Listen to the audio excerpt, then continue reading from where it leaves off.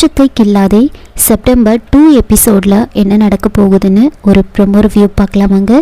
என்னோட ரிவ்யூ பிடிச்சிருந்தா லைக் பண்ணுங்க.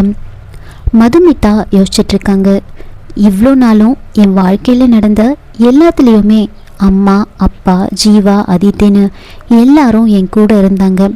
நானும் அவங்களுக்காக தான் எல்லாத்தையுமே பண்ணேன். அவங்களும் எனக்காக என்ன வேணாலும் பண்ண தயாராக இருந்தாங்க.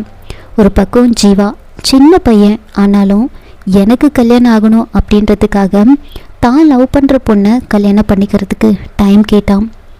பாசத்தை வெளிக்காட்ட தெரியாத அம்மா, ஆனால் அவங்க மனசு முழுக்க நான் தான். அப்பாவையும் அதித்தியும் பற்றி சொல்லவே வேணாம். இவங்க எல்லாரையும் விட்டுட்டு நான் எப்படி போவேன்? அம்மா, நான் இல்லாமல் எல்லாத்தையும் நீ எப்படிம்மா மேனேஜ் பண்ணுவேன்?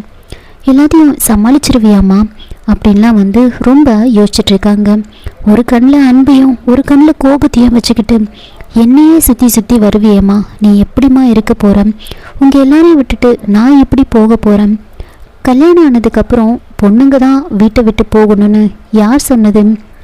இந்த வீடு, சொந்த பந்தம், இந்த வாழ்க்கை அப்படின்னு எல்லாத்தையும் விட்டுட்டு போகிற வழி என்னன்னு பொண்ணுங்களுக்கு மட்டும்தான் தெரியும் அப்படின்னு இதை எல்லாத்தையும் பற்றியும் யோசிச்சுக்கிட்டு ரொம்ப ஃபீல் பண்ணிக்கிட்டு நின்றுட்டுருக்காங்க.